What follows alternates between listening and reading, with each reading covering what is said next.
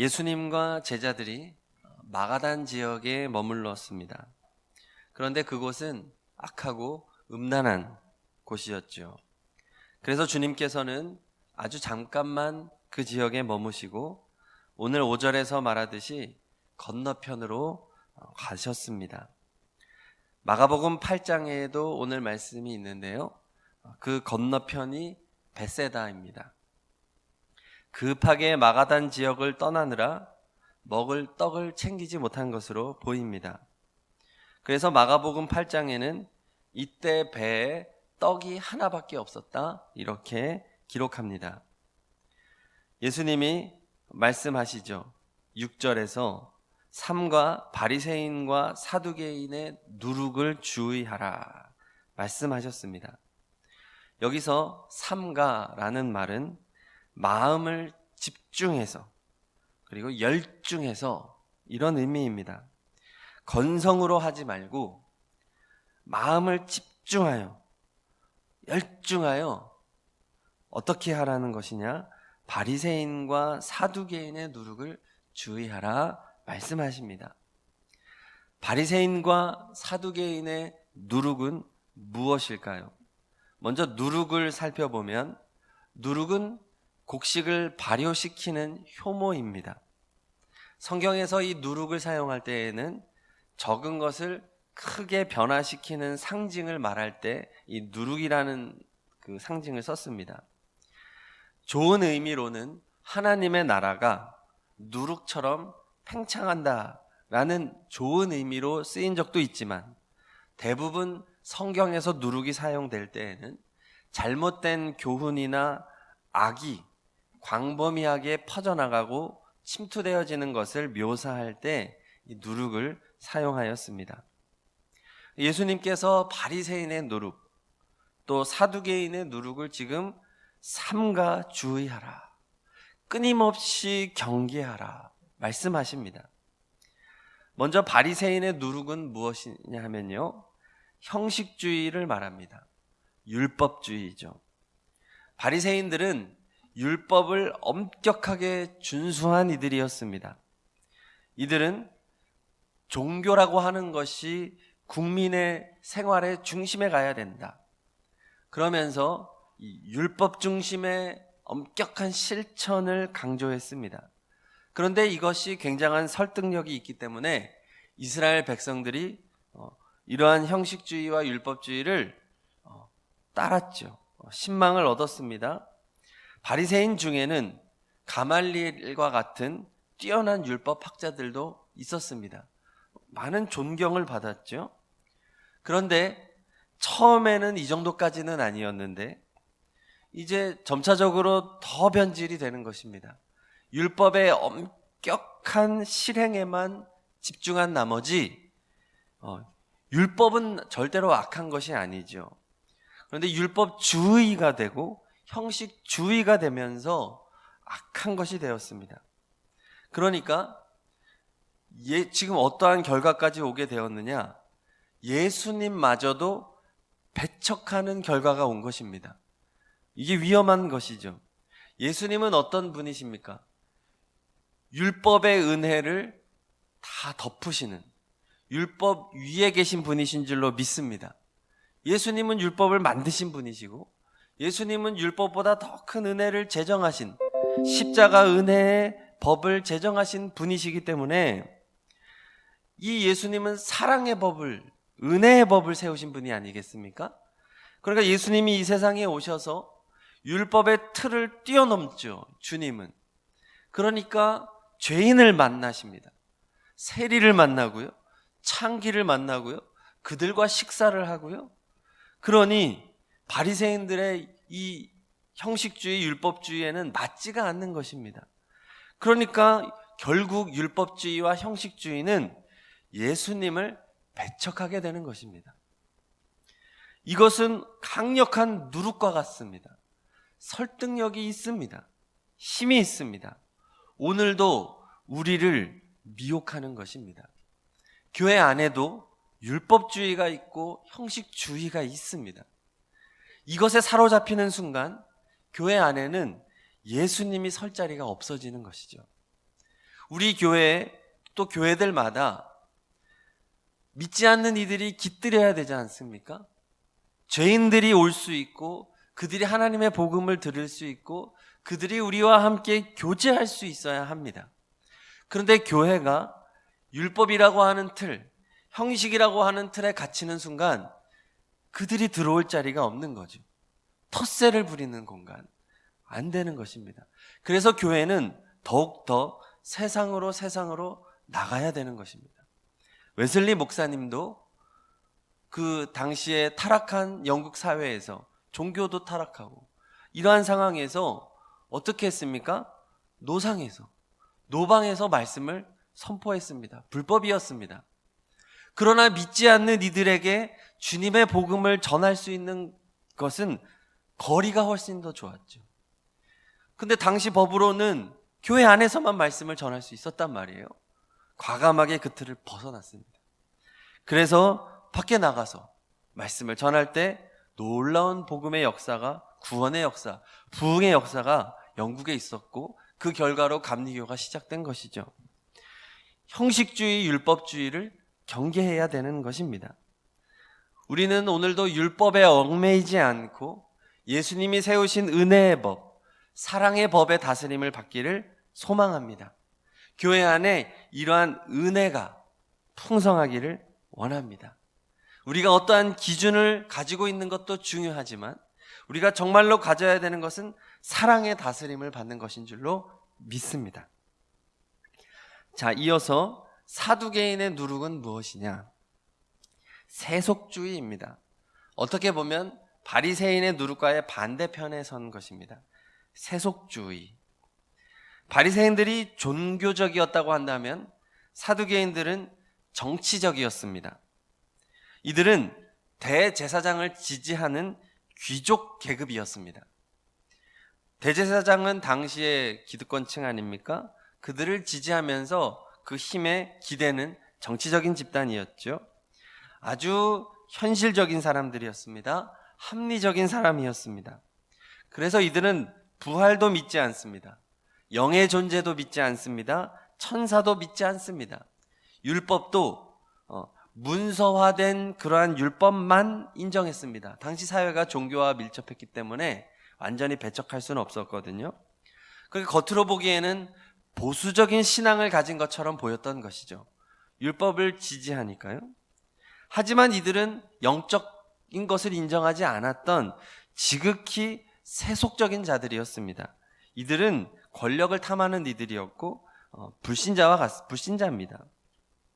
그런데 이들의 가르침도 굉장히 강력한 파급력을 가졌습니다. 누룩과 같았습니다. 그래서 이스라엘 백성들의 마음을 미혹한 것이죠.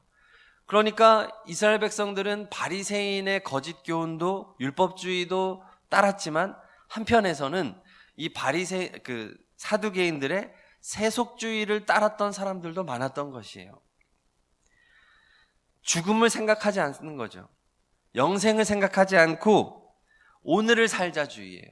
세속적으로 살자, 이렇게 말하는 것입니다. 유대 역사가 요세푸스에 의하면 당시 바리새인들은 6,000명 정도밖에 안 됐습니다. 사두개인들은 이보다 더 적었을 거라고 추정합니다. 그러나 이 10,000명 정도 되는 이 사람들이 당시 유대 사회에 끼쳤던 영향은 굉장했던 것이에요. 누룩과 같이요. 사실 바리새인과 사두개인의 이 성향, 사상과 정치적인 경향은 완전히 다릅니다. 그래서 이들은 많이 싸웠습니다. 그런데 오늘 주님의 말씀에 따르면 똑같습니다. 똑같이 주님을 벗어나 똑같이 악한 자들이었습니다. 왜냐하면 이들은 하나님 중심이 아니라 다 인간 중심이었기 때문입니다. 인본주의에 빠져 있는 이들입니다. 인본주의의 두 가지의 강줄기인 것이죠. 율법주의, 형식주의로 가느냐, 세속주의로 가느냐. 지금도 이 유혹은 이 세상 가운데 강하게 흘러가고 있습니다. 주님 보시기에는 다 교만한 자들입니다. 예수님에 대하여 이들은 다 배타적입니다. 주님 보시기에는 똑같이 악한 자입니다. 자, 이렇게 주님께서 잘못된 교훈들에 대하여 귀한 가르침을 주실 때 이 가르침을 듣는 제자들은 그들의 마음은 어디에 가 있었느냐? 먹을 것이 없는 데에 가 있었습니다. 그래서 7절에 보니까 서로 논의하여 이르되 우리가 떡을 가져오지 아니하였도다 말합니다. 논의하다라는 단어가 미완료형으로 되어 있는데 이는 거듭 떡이 없다 걱정했다는 것입니다. 계속해서 제자들의 마음은 지금 먹을 것에 대하여 가 있는 거예요. 그래서 주님께 혼납니다. 8절 다 함께 읽겠습니다. 8절 시작. 예수께서 아시고 이르시되 믿음이 작은 자들아 어찌 떡이 없으므로 서로 논의하느냐. 아멘.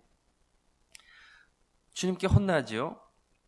제자들은 주님께 이렇게 혼이 나고 나서야 주님의 가르침이 바리새인과 사두개인의 교훈을 말씀하신 것을 깨달았다고 12절에 나와 있습니다. 우리도 마찬가지입니다. 우리가 신앙생활을 하지만 우리의 마음은 꼭 온전한 곳에 가 있는 것이 아닙니다. 우리의 마음은 떡에 가 있습니다. 먹고 살아야 되니까요. 지금 당장 급박한 문제가 있거든요. 경제적인 문제, 건강의 문제, 살다 보면 이러한 문제들이 계속 발생을 합니다. 그러니까 우리는 신앙생활을 하면서도 우리의 마음은 이 떡에 가 있을 때가 많아요. 그때 오늘의 말씀과 같이 우리는 8절과 같이 예수님한테 혼나야 됩니다. 예수님한테 혼나고 주님의 가르침을 다시 받고 교정하는 작업을 해야 합니다. 우리의 마음은 늘 육신적에 가 있거든요. 그게 우리의 본성입니다. 지금 먹을 것이 없다. 큰일 났다. 이런데 우리는 가 있단 말이에요. 예수님의 말씀도 이렇게 먹는 것으로 해석하고 있는 제자들은 바로 지금 우리의 모습인 것입니다. 우리가 정말로 경계해야 되는 것은 바리새인과 사두개인의 이 율법주의, 형식주의, 또 세속주의인데 우리는 그저 먹고 사는 문제에만 급급해서 오늘 무엇을 먹을까? 오늘은 어떻게 버틸까? 이 경제적인 문제 어떻게 해결할까? 우리는 이런 것만 생각하고 있는 것입니다. 성도 여러분, 주님께서 책임져 주시는 줄로 믿습니다. 지금 제자들은 주님과 함께 하잖아요. 주님이 곁에 있습니다. 주님이 우리의 곁에서 우리의 인생의 문제를 우리 주님이 해결해 주십니다. 주님은 말씀하십니다. 오병이어의 기적을 기억해라. 나는 오병이어의 기적을 행하는 하나님이다. 내가 너희와 함께 있지 않느냐. 먹고 사는 문제 걱정하지 말고 너희의 마음은 삼가 바리새인과 사두개인의 누룩을 주의하라. 성도 여러분, 오늘 우리의 마음은 형식주의와 세속주의를 경계하는 것에 가 있기를 소망합니다. 예수님께서 세우신 은혜의 법을 따라 행하시기를 바랍니다. 죽음이 있고 천국과 지옥이 있음을 기억하면서 세상의 쾌락과 정욕을 따라 행하지 말고 경건하고 진실하게 살아가시기를 바랍니다. 주님의 마음이 어디에 있는지 늘 집중하시기를 바랍니다. 그리고 항상 말씀 앞으로 나아가서 주님께 혼나시기를 바랍니다. 말씀 앞으로 나아가면 주님은 우리를 깨우쳐 주시잖아요. 우리가 잘못 가고 있다는 것을 알려주십니다. 그때 영적으로 찔리죠.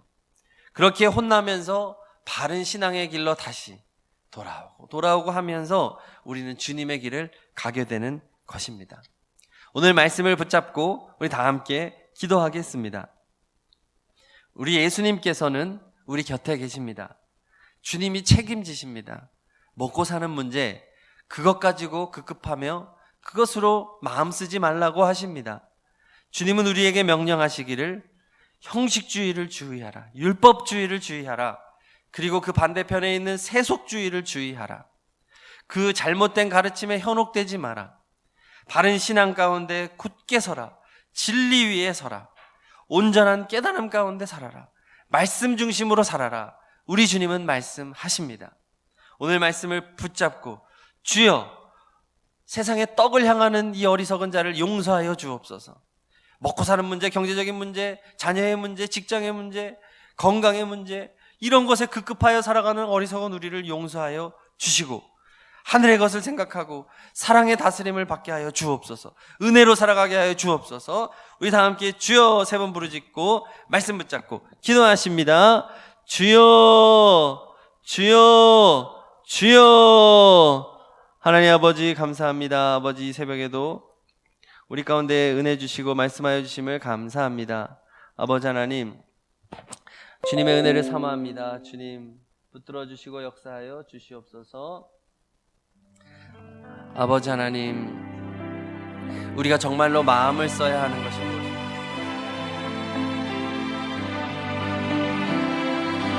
우리가 정말로 주의해야 되는 것이 무엇인지를 깨닫게 하여 주시옵소서. 아버지 하나님, 내 마음이 떡에 가 있음을 고백합니다. 먹고 사는 거에 급급하며 살아가는 저의 모습을 고백합니다. 하나님, 이 어리석은 자를 하나님 불쌍히 여기시사 우리의 곁에서 때로는 꾸중도 하시고 또 때로는 이렇게 혼도 내시면서 다른 진리의 말씀을 가르쳐 주시는 우리 예수님을 더욱더 바라보면서 오늘도 진리의 길을 걷게 하여 주시옵소서. 바리새인의 누룩을 주의하고 사두개인의 누룩을 주의하면서 그렇게 살아가는 우리가 되게 하여 주시옵소서. 하나님, 세상에 이런 잘못된 거짓 교훈들이 많습니다. 성도들의 마음을 미혹합니다. 무둔하게 만듭니다. 그래서 사랑을 멀리하게 만들고 은혜를 멀리하게 만듭니다. 영혼 구원을 위해 살아가지 못하게 합니다. 아버지 하나님, 우리를 불쌍히 여겨 주시옵소서. 불쌍히 여겨 주시옵소서.